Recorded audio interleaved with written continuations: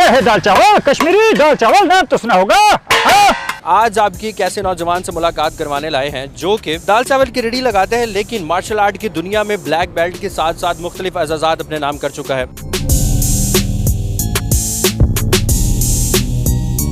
जो मैं करता हूँ शायद कोई नहीं करता। मेरा भरोसा सिर्फ अपने अल्लाह पे। मैं कोशिश करता हूँ, बरकत अल्लाह पाक डालता है और मैं मेहनत करते रहूँ, उसका फल अल्लाह पाक मुझे देता रहता है। आपको कब रियलाइज हुआ कि आप मोटू पतलू की जो है वो पैरोडी कर सकते हैं? मोटू पतलू को पकड़, मोटू कहता है जौन बनेगा डॉन। अस्सलाम वालेकुम नाज़रीन, आपका मेज़बान वहाब राना आपकी खिदमत में हाजिर है और आप देख रहे हैं डेली पॉइंट। नाज़रीन, आज आपकी एक ऐसे नौजवान से मुलाकात करवाने लाए हैं जो कि दाल चावल की रेडी लगाते हैं, लेकिन मार्शल आर्ट की दुनिया में ब्लैक बेल्ट के साथ साथ मुख्तलिफ एजाज़ात अपने नाम कर चुका है। ये रेडी लगाने की वजह क्या है, जबकि ब्लैक बेल्ट हासिल करने के बाद हमने देखा है कि मुख्तलिफ क्लब्स में जो है वो परफॉर्म किया जाता है। इस नौजवान की कहानी क्या है, आइए इस नौजवान से जानते हैं। जी तो नाज़रीन, हमारे साथ आमिर मौजूद है। अस्सलाम वालेकुम आमिर। वालेकुम अस्सलाम। कैसे हैं आप? अल्लाह का शुक्र।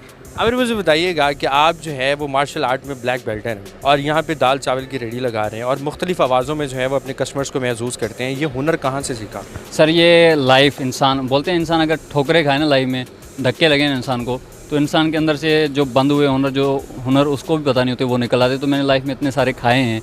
बोलते हैं बुरा वक्त जो होता है ना, वो दुनिया का कोई भी किताब आपको सबक नहीं सिखा सकती जो मुश्किल वक्त आपको सिखाते। तो सर मुश्किल वक्त से गुजर के ये सब कुछ है अंदर।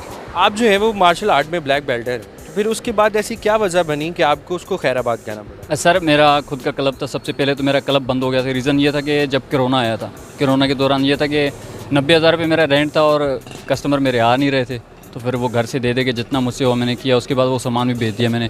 फिर उसके बाद ऐसा हुआ कि कुछ हुआ कि मेरा एक्सीडेंट हो गया।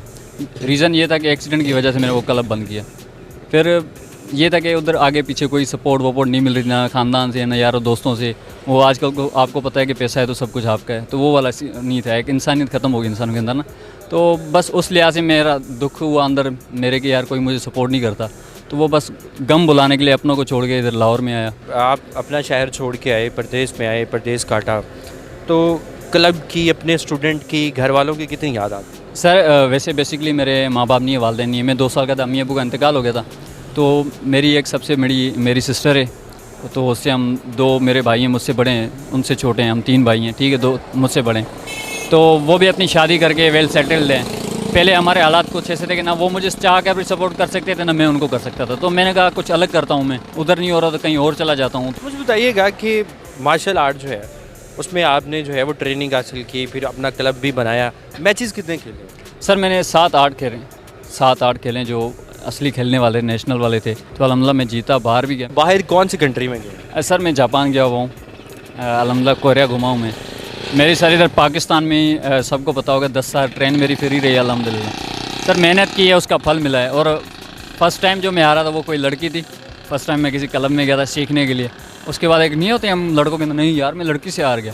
तो उसके बाद मैं मेहनत करके जीतता गया। तो फिर मज़ा आ गया सर अल्हम्दुलिल्लाह। आप इतने सारे ममालिक भी घूम चुके हैं और उसके बाद जो है वो आपने उसको खैराबाद भी कह दिया, तो आप जो है वो मिस करते हैं वो सारा कुछ, वो लग्जरी लाइफ, वो प्लेन्स में घूमना और ये सारी चीज़ें मिस करते हैं? सर बेसिकली क्यों नहीं, एक होता है इंसान के अंदर कि यार हाँ यार ये चीज़ थी मेरे पास, ये नहीं। अब पता है उस लाइफ से अच्छी ये वाली है मेरे लिए, क्योंकि यहाँ पे हॉस्पिटल है। हॉस्पिटल में कोई खुशी से नहीं आता, उनके चेहरों पे मायूसियाँ, उदासियाँ। और मैं एंटरटेन बंदा हूँ, बचपन से ऐसे करता आ रहा हूँ, क्योंकि मुझे किसी ने सपोर्ट नहीं की है। तो मैं कोशिश करता हूँ सबको सपोर्ट करने की, ठीक है। तो इधर कोशिश करता हूँ उन लोगों के चेहरों पे रौनक लाने की, एंटरटेन करता रहता हूँ। जैसे कि मोटू पतलू की आवाज़ में, मोटू पतलू को पकड़, मोटू कहता है जौन बनेगा डॉन। पतलू कुछ कर, खाली पेट मेरे दिमाग की पत्ती नहीं चलती। तो ये एक मुनफरिद आवाज़ है, ये एक कार्टून कैरेक्टर है जो कि बच्चों का बड़ा पसंदीदा कार्टून कैरेक्टर है। आपको कब रियलाइज़ हुआ कि आप मोटू पतलू की जो है वो पैरोडी कर सकते हैं? सर ये तो मैं बहुत अरसे से निकालता था, मुझे पता नहीं था। हालत है कि आज तक मैंने लाइव में कभी मोटू पतलू देखे नहीं थे। वजह सिर्फ सुनी थी सर। मैं बच्चों को जब कराटे करवा रहा था ना, तो बच्चे प्रॉपर लाइन नहीं लगाते थे। बच्चे नहीं, आजकल बोलते हैं बाप पैदा हो रहे, तो वो वाले थे, लाइन नहीं लगाते थे सर। तो उनको लाइन लगाने के चक्कर मुझे कहीं ऐसे पता चला कि मोटू पतलू कार्टून है, बच्चों के बड़े फेवरेट हैं। तो मैंने बोला क्यों ना इस पर ट्राई करता हूँ। उसकी ऐसे मैंने कोशिश की। तो रास्ते में सर गुजरती आवाज़ आई, मैंने कोशिश की, सीखी। हफ्ते 1.5 के अंदर मैंने सीख ली। तकरीबन 1.5 साल हो गए मैं आवाज़ निकालते हुए, मगर ये पता नहीं था इतना फेमस है। तो बिड़ू लोग इतना फेमस होता था, अपन बैठा नहीं होता, आज कहीं और होता।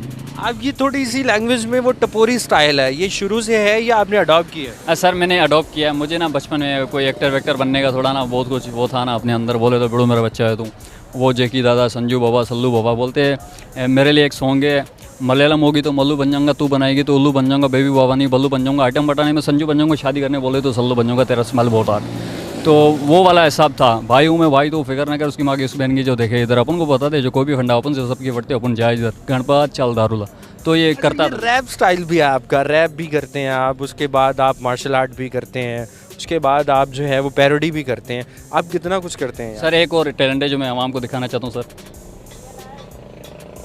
मैं डांस भी कर लेता हूँ सर। अरे यार मतलब डांस भी, पैरोडी भी, ये सारी चीज़ें कैसे कर लेते हैं? सर कर नहीं लेता हूँ, ये मैंने कोशिश की थी क्योंकि एक अब नॉर्मल बच्चा होता है ना, बोलते हैं अब नॉर्मल। मेरा जब एक्सीडेंट हुआ मुझे लोग बोलते हैं ये लंगड़ा है, लंगड़ा।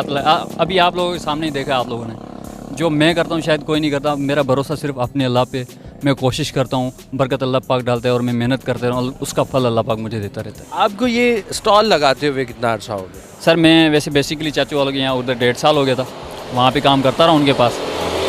अल्लाह पाक का बहुत बड़ा शुक्र है, वहाँ पे मैंने इज़्ज़त कमाई, हर चीज़ कमाई। तो चाचू वालों से मैंने थोड़ी बात करके, चाचू वाले थोड़े परेशान भी थे, कारोबार ठंडे जा रहे थे जैसे आजकल के हालात हैं। तो मैंने कोशिश किया क्यों ना थोड़ा और अलग करूँ। पूरे लाहौर क्या पूरे पाकिस्तान कहीं पे भी जाओ आप, हमारी जो प्लेट है हाफ 120 की, फुल 170 की है, तो हम 50 के भी दे देते हैं, 100 के, 80 के भी दे देते हैं, क्योंकि हॉस्पिटल है यहाँ पे सब कोई खुशी से नहीं आता। तो हमसे जितना, तो अल्हम्दुलिल्लाह अल्लाह पाक का बहुत बड़ा शुक्र है। मैं ये नहीं बोलूँगा मैं अच्छा हूँ भाई, कभी कभी पूरे हॉस्पिटल से पूछ लो, ये रेडी में फ्री में बांट के जाता हूँ। अच्छा, आप जो है वो पैरोडी भी करते हैं, जब आपके पास बच्चे आते हैं आप मुख्तलिफ अंदाज में उनको डेयर करते हैं, उसके बाद फिर आप स्टंट भी करते हैं, जबकि आपके 2 एक्सीडेंट भी हो चुके हैं, तो बच्चे स्पेशल आते हैं आपके पास? सर जैसे कि अभी आपने कैमरे पे तो नहीं दिखाया, आप आए थे, बच्चे मेरे पास खड़े हुए थे कि सर आवाज़ निकालो, तो सर अल्हम्दुलिल्लाह सारा दिन ये चलता रहता है अल्हम्दुलिल्लाह। अच्छा, कोई ऐसा हुआ है कि कोई बंदा आपके पास आया हो, कोई फिल्म इंडस्ट्री से, कोई ड्रामा इंडस्ट्री से, कि आप बहुत अच्छा डब कर लेते हैं, आप मिमिक्री बहुत अच्छी कर लेते हैं, कोई ऐसी ऑफ़र आई किसी ड्रामे, किसी फिल्म, किसी ऐड में? सर अभी तक तो नहीं आई है, मैं कोशिश कर रहा हूँ, अगर आएगी तो मैं एक्सेप्ट कर लूँगा। मैं इसी में बैठा हूँ क्योंकि अगर टैलेंट है, अल्लाह पाक ने एक राह दिखाई है, अगर कोई और मज़ीद राह दिखाएगा, किसी को और ज़रिया बनाएगा तो मैं खुश नसीब रहूँगा सर। जी, तो नाज़रीन हमारे साथ आमिर मौजूद थे, जिनके जो हौसले हैं वो इतने बुलंद हैं कि 2 मरतबा एक्सीडेंट होने के बावजूद भी ये मार्शल आर्ट में ब्लैक बेल्ट हासिल कर चुके हैं और मुख्तलिफ एजाज़ात भी अपने नाम कर चुके हैं, और ये दाल चावल की रेडी लगाते हैं और इनको मुआशरे की कोई फ़िक्र नहीं है, कोई जो भी कहता रहे, लेकिन आमिर अपनी मेहनत करता रहेगा। उम्मीद करते हैं आज की वीडियो आपको पसंद आई होगी। इसी के साथ अपने मेज़बान को दीजिए इजाज़त। देखते रहिए डेली पॉइंट। अल्लाह निगहबान।